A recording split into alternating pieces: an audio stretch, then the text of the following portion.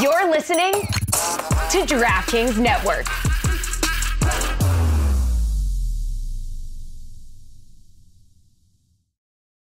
Folks, this year the big game is not just for football fans. It's time to go all in on food. Tums and DraftKings have teamed up to create a free-to-play pool so you can get in on the action and keep on snacking. There's a share of $10,000 up for grabs. To take home the cheddar, just make the right picks about America's game day grub. Play free in the Tums Prop Bites pool on DraftKings to score big without the burn. Learn more at TumsPropBites.com. Eligibility restrictions apply. Void where prohibited. See DraftKings.com for details. The Dan Le Batard Show with Stugotz is presented by DiGiorno. It's not delivery, it's DiGiorno. This is the Dan Le Batard Show with the Stugotz podcast.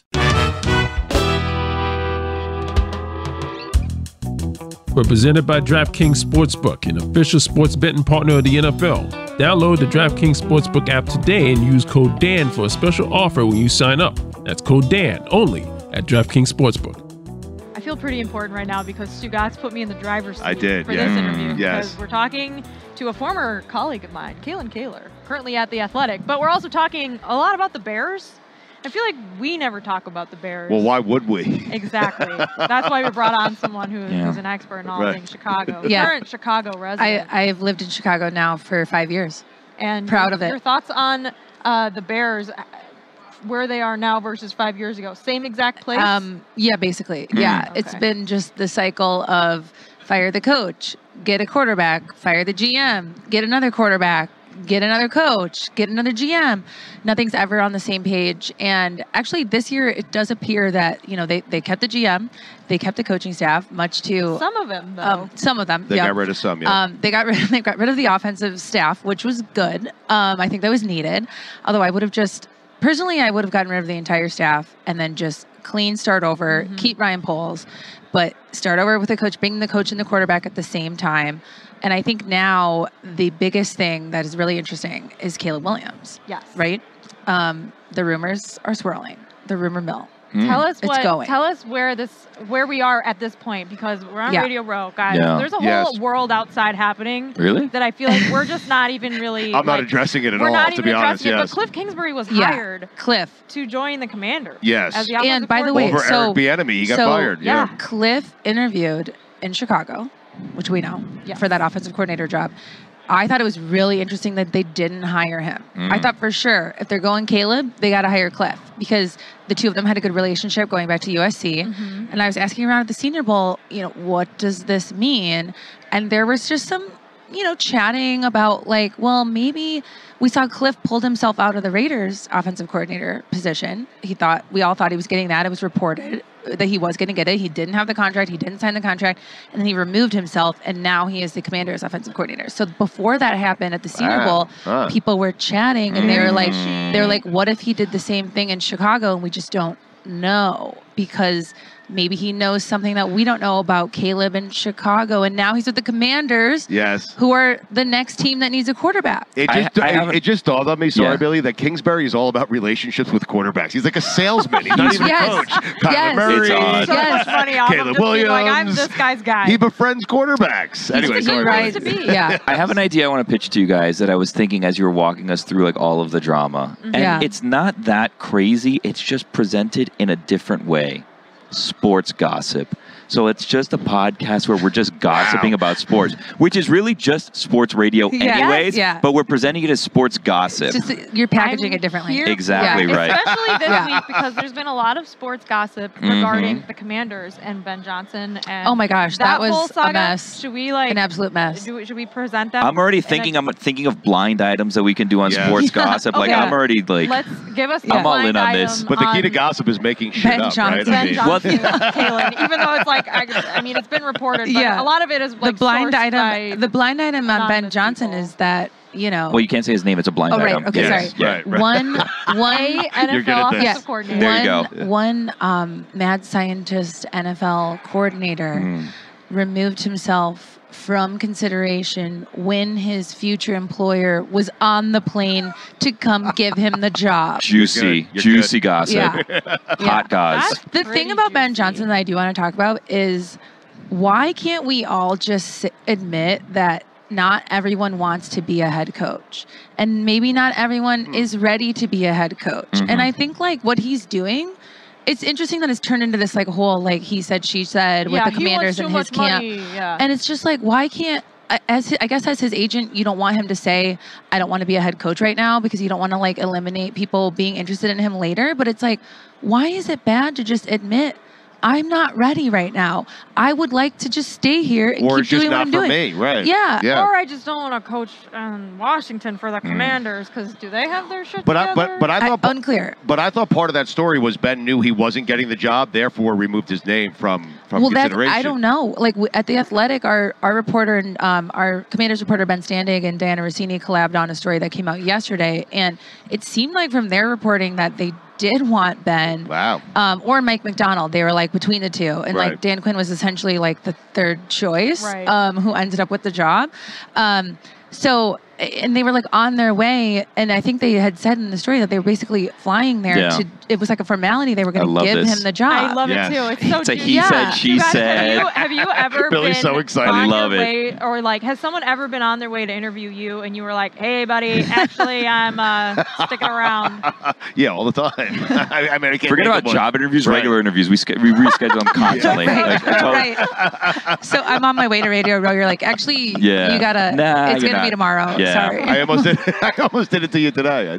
Why did Kyle Shanahan decide to start spying on his coaches? He's crazy. Yeah. So I have a story coming out tomorrow about where I forget our exact headline, but it's something about like the Shanahan surveillance state, because his dad, Mike, started this in Denver as an assistant coach, or as the head coach in Denver. He had cameras put in all of his position coaches' meeting rooms, capturing the meetings live and streaming them back to his office. So it was like he was like in a CCTV like security camera office. It's like in a production room. Yes, basically. And he could listen in on any of the meetings he wanted to listen to, because he can't be in all these places at once.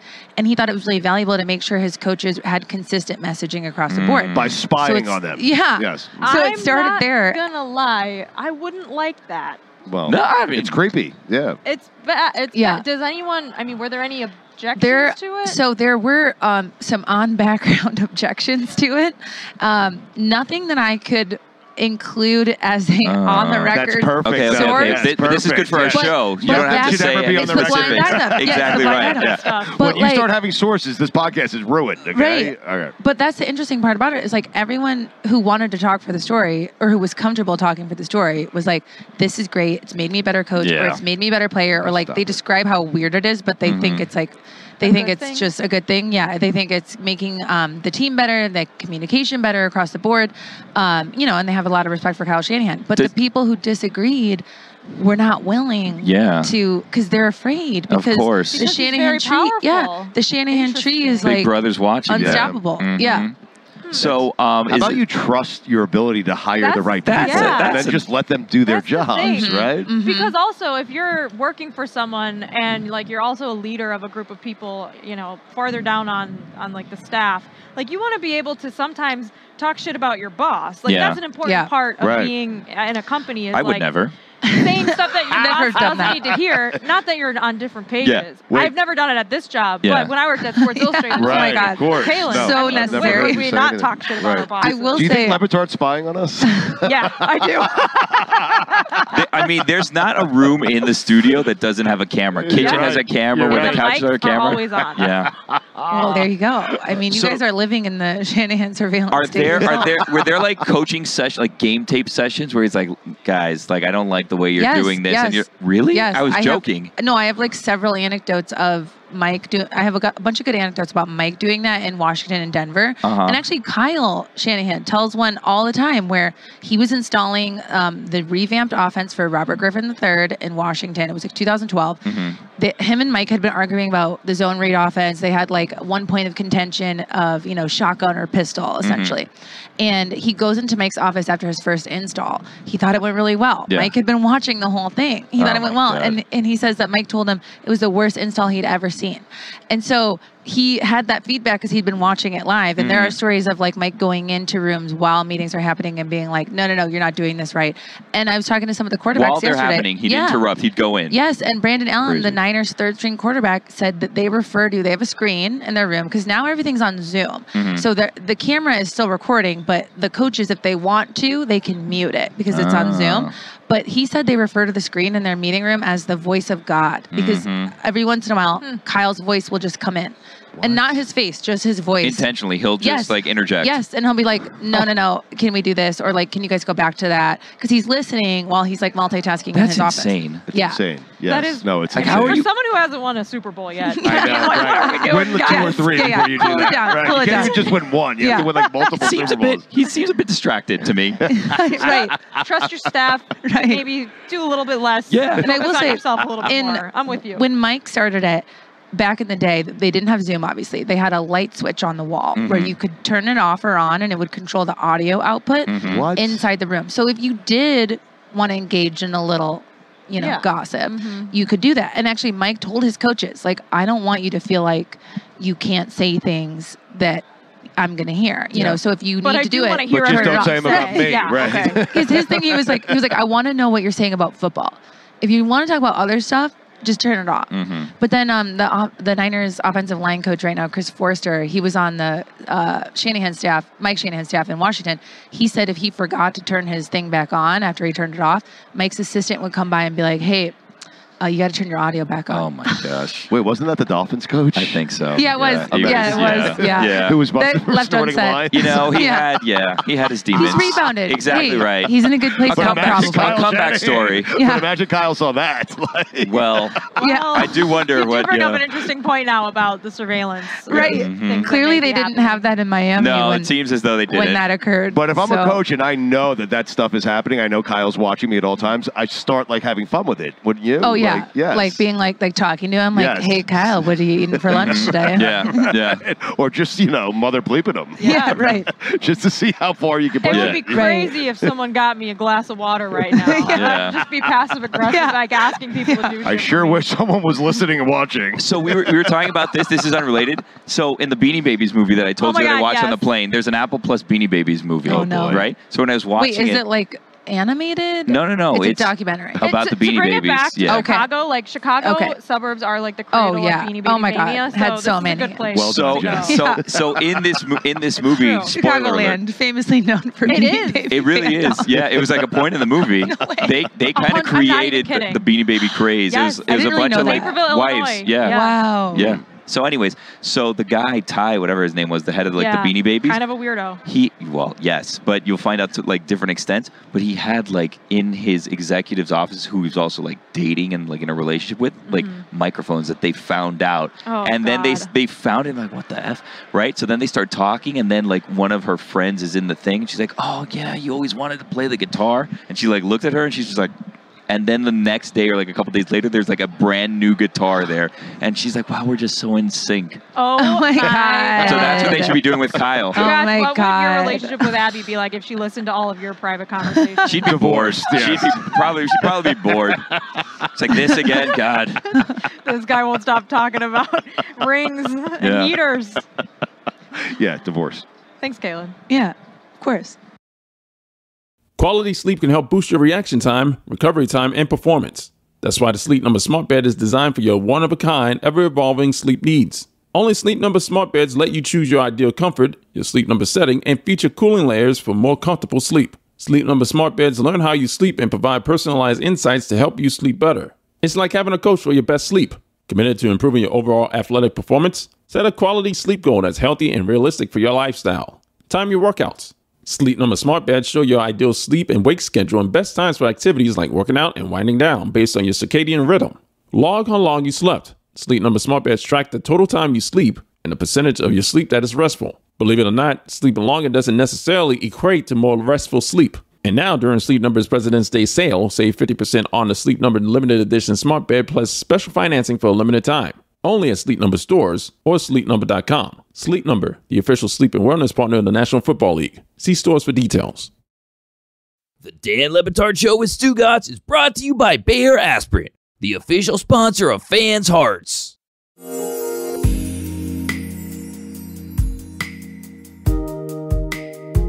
are presented by DraftKings Sportsbook, an official sports betting partner of the NFL. Download the DraftKings Sportsbook app today and use code Dan for a special offer when you sign up. That's code Dan, only at DraftKings Sportsbook. All right, Tuesday, Radio Row, Super Bowl week.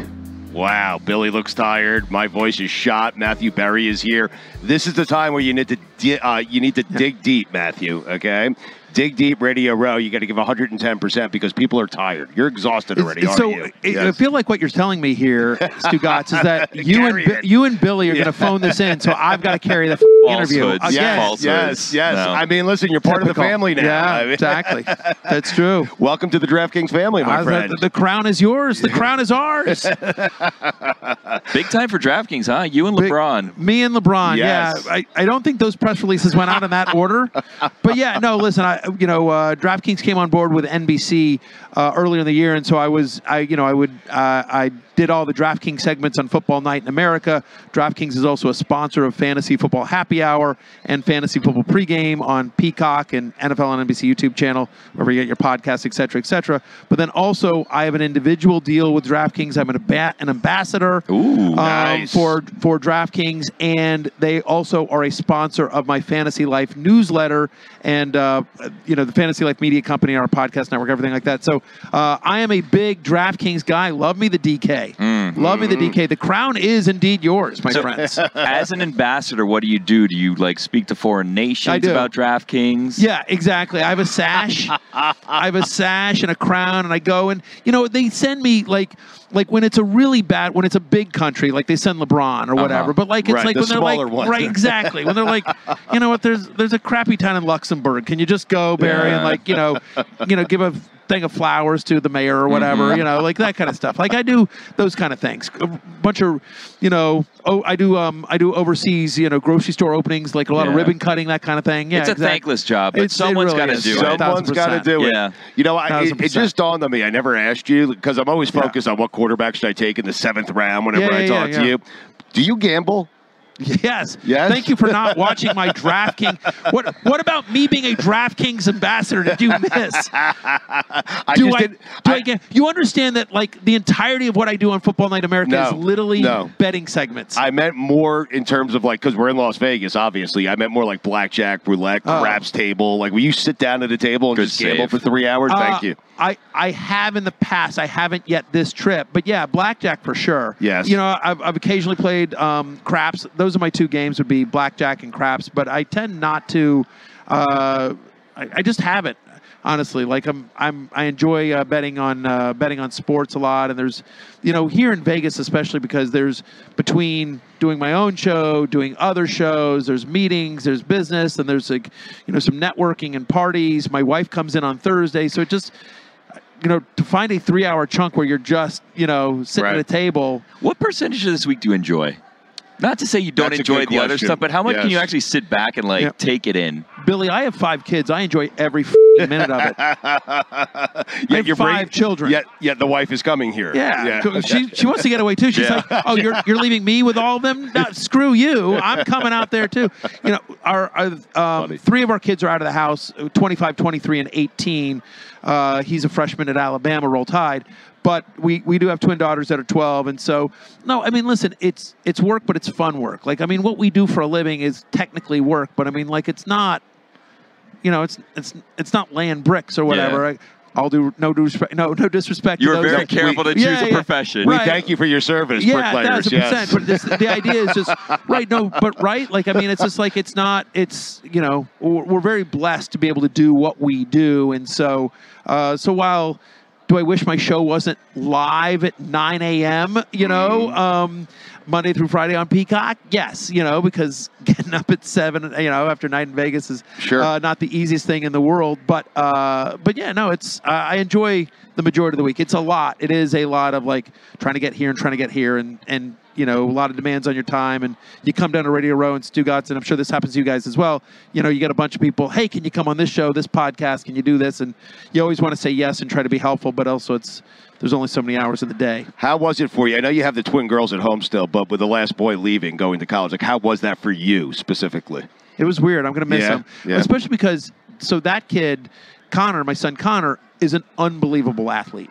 And so and I've written about him before, but basically he was the town, I live in a town called Cheshire, Connecticut, and the football team finished 4th in the state, and the lacrosse team played, and the lacrosse team is even better, because you start football later. Right. But Connor played lacrosse since he was in 3rd grade, I think. Really? And it's the same group of kids. Mm-hmm. And so my wife and I, we've seen the same group of kids since they were in 3rd grade all the way to last year. And last year, they ended up winning the state title in Connecticut. Right. That's a big deal there, Matthew. The team had, Connecticut is a lacrosse state. No doubt. And so Cheshire was, they had 10 kids that were first-team All-State, including my son. My son made first-team All-State.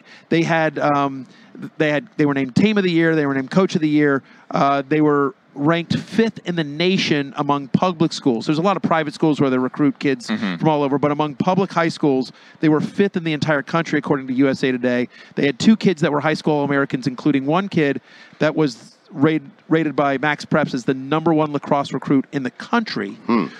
And it was a really magical kind of ride because it was all these kids that we've seen grown up. Like, again, in Connecticut, there's all these private schools, and they recruit, and like, oh, your defenseman's from Rhode Island, that kind of stuff. Yes. Like, these were all just city kids in a town of about 30,000 that stayed together all the way through. Together, and it's just like they just all got better and played with each other. And so, and of course, my wife and I, we got to know all the parents. The parents are all very close, again, because we've all been watching games and practices, for the last decade or so. And so, so that's a long way of answering your thing. Right. It was very sad to me because not only is the son out of the house, but like that's a part of our life that was a big part of our life, going to all the games and the practices and all the parents and, all of his friends were the kids on the team. And like, it's just, it's a, sad chapter that's closing. A wonderful chapter, but it was, you know what I mean? Like, I feel it because I coached my daughter. I coached her team. She's at Northwestern playing lacrosse. And when she left and went to school and all the friends went to college, it left a big void in my life. It really did. So I understand. I can relate to that. Yeah. So your wife's coming to Vegas on Thursday. Yes, sir. Are you guys going to the game? We are going to the game, yeah. Nice. So look at you. It's been a tradition for us because the football season is so long, and so she doesn't see me. So it's always been sort of a tradition where, we get a babysitter. She flies out towards the end of the week. We leave the kids at home. We get to dress up. We'll go to some parties. We go to the game, and get to kind of celebrate the end of the year. You're invited to different parties, I think, than me and Billy are invited to. Most definitely. Is that fair to say? You have Probably. access to, although you want to bring us? Yeah. Well, I'm going to are you guys not invited to the DraftKings party Saturday night? We are invited to the DraftKings parties. I mean, hopefully in a different section than me, but I assume you'll be in the building. Yeah. No, but here's the thing for me. There'll be the LeBron and Kevin Hart section. Yes, right. And then, and then Dan will have a section, and maybe I'm in a corner of Dan's section, and then I think then it goes further down. You have Batard staying for the Saturday night DraftKings party? I assume like a cardboard stand-in, but are we invited? I wasn't, so. Really? I know a guy. I can honestly, I think if you just walk in, Billy, with this, it'll be fine. It'll be fine. Like, just say, this is my invite, and just, there you go. What's the best Super Bowl party you've ever been to? Oh, I actually have an answer for this. Okay. And it's amazing how you do this. This is amazing how you do this, Stugotz. Because how many times have I been on your show or been interviewed by you, whether it's on Batard or, Stupidity or whatever, any of the various shows. Yes. And I don't know, whatever. Like, I feel Several like it's times. Yes, 7, 8, 9. I don't know what it is. Yes. But, Billy, this is amazing. One way or the other, somehow, Stugotz, and I don't think he even intended to it, he falls into a Jay-Z story. Yeah, he always just wants a Jay-Z story. It's my gift, Matthew. And so, and by the way, he was so great on the Grammys the other night. Like, he's such a goat. And so is Flava Flav, by the way. Yeah. But it's our guy. So, and I apologize to DraftKings. I'm a DraftKings guy. But like a couple of years ago in Miami, Fanatics had a party. Right. And so it's always a day party during the day. Okay. So then, so we go in and we go into we're happy to be at the party, but there's like a super secret, crazy celebrity section there, right? And anyway, so as I'm there, and I'm there with my wife and my kids. So my 2 of my adult kids. And we're there, and all of a sudden, Jay walks in, and he walks in with two of the guys that are in the league with him that I know, Mike Kaiser and Juan Perez. And so I'm like, hey, guys, and I wave at them, and they all wave at me. And, of course, everyone immediately surrounds Jay, like paparazzi and everything like that. But, that doesn't happen with Jay and Juan. I'm sorry, with Juan and Mike. And so, like, I look over, and I'm like, hey. And so Kais, everyone calls Mike Kaiser Kais. Kais and Juan are like, they give me kind of the nod, like, come on. Mm-hmm. So, like, and I point to like my wife and kids, and they're like, yeah. And so we get to walk into like the super secret, closed off VIP because we're quote part of Jay-Z's entourage, kind of thing. And no one's questioning us, and so we just sort of walk in with this group. And it's unbelievable. And so it's like it's in this small little section. It's like Odell Beckham Jr. and Jeffrey Lurie and Kevin Hart and Meek Mill and OBJ and the Chainsmokers and Mark Cuban and me. Yeah. Matthew Berry. How did I get here? Right. And I mean, and obviously in Jay-Z. I mean, and so and they just never kicked us out. You know what I mean? Like at one point they gave me a look like. And and I pointed at Jay, and Jay gave me like it's fine, let him be here. Kind of Jay gave me the king wave, and anyway, so that was just like an unbelievable, awesome. Yeah. And especially for my kids, for them to like so cool. my kids were like, I got a picture with Meek Mill. Like they were so thrilled to like and Kevin Hart, and like they were like super psyched, and it was and everyone just assumed we were supposed to be there. You know what I mean? Yes. Like no one questioned. Like I'm sorry, this is an A-list celebrity, and you're like we're the Berries, right? Aren't you like a low-rated basic cable personality? Should you? You're friends with Jay-Z. You don't explain yourself to anyone. I mean, so you're anyway, in the family. Again.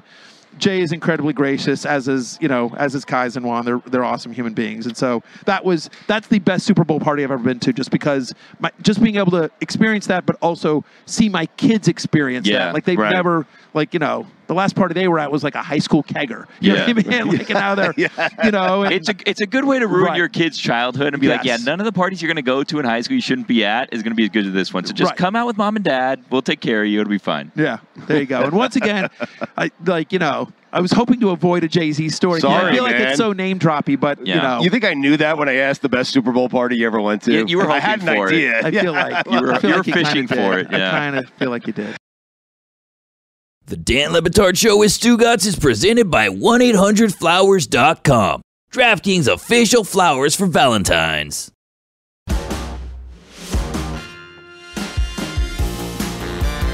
We're presented by DraftKings Sportsbook, an official sports betting partner of the NFL. Download the DraftKings Sportsbook app today and use code DAN for a special offer when you sign up. That's code DAN, only at DraftKings Sportsbook.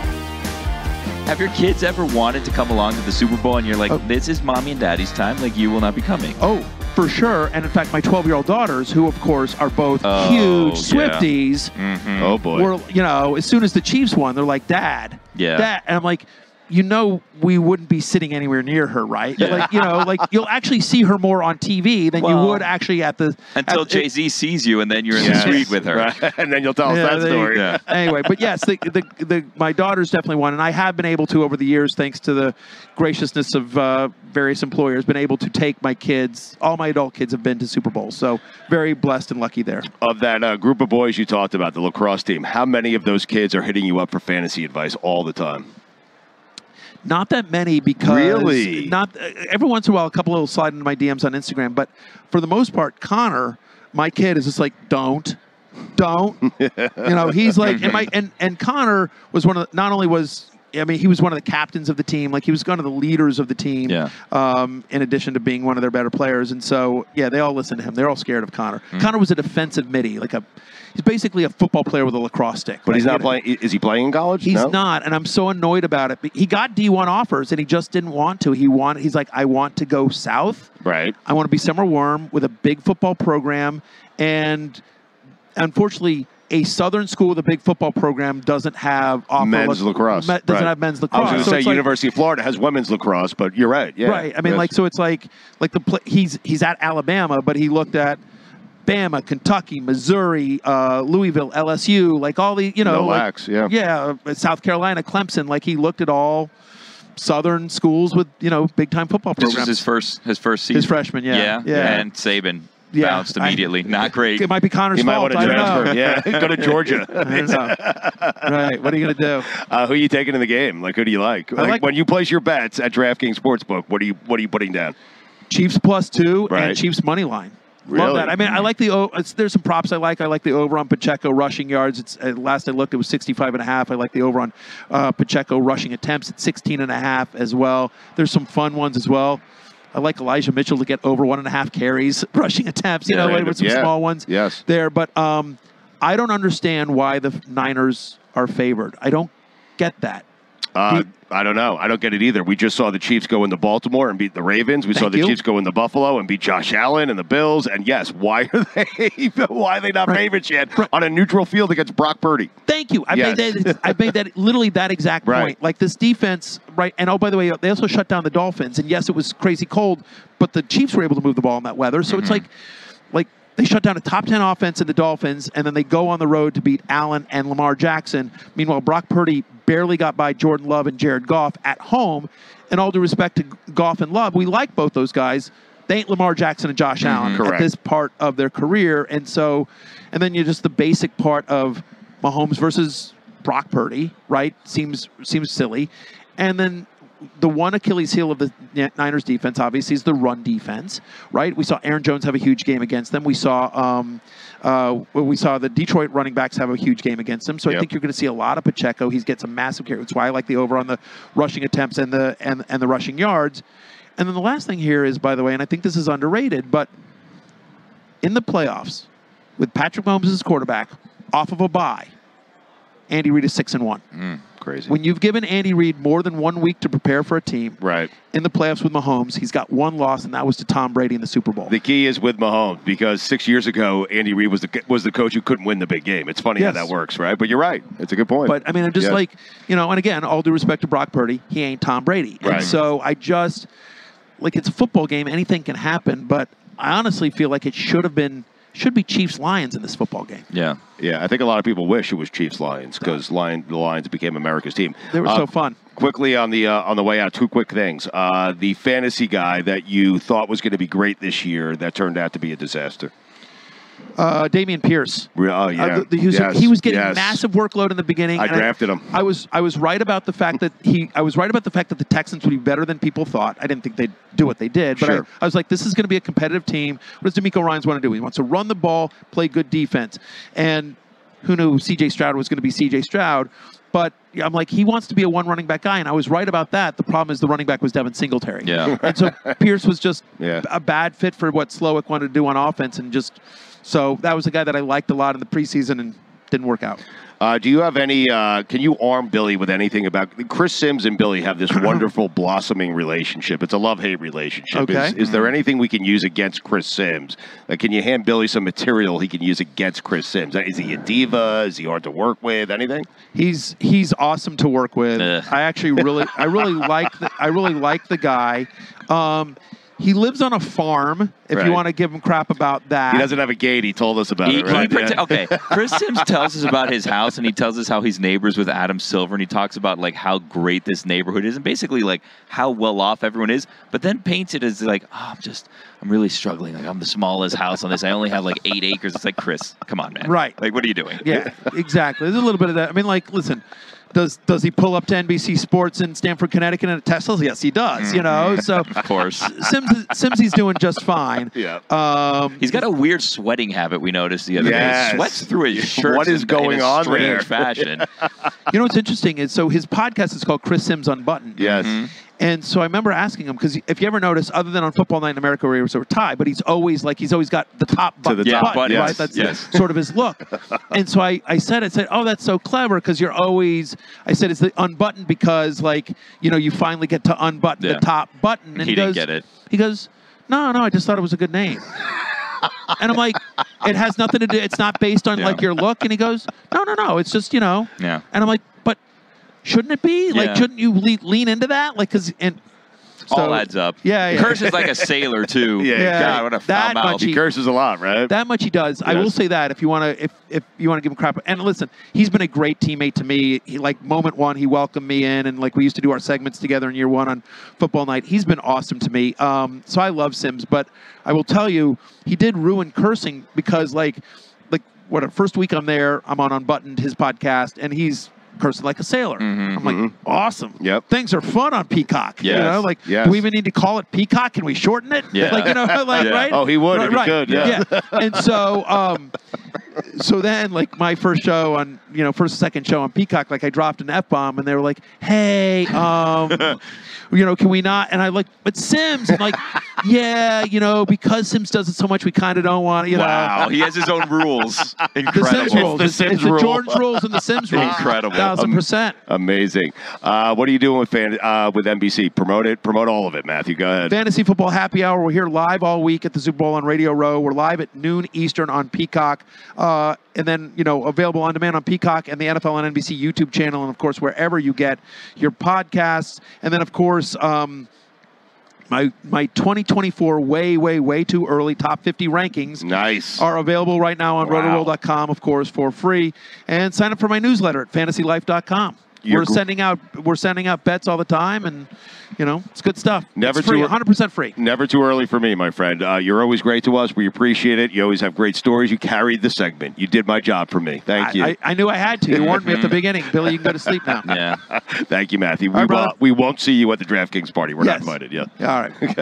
I'm going to call somebody. Thank you. And make sure that happens. You're an ambassador. Hey, don't let them in. These two. Not allowed. Yeah.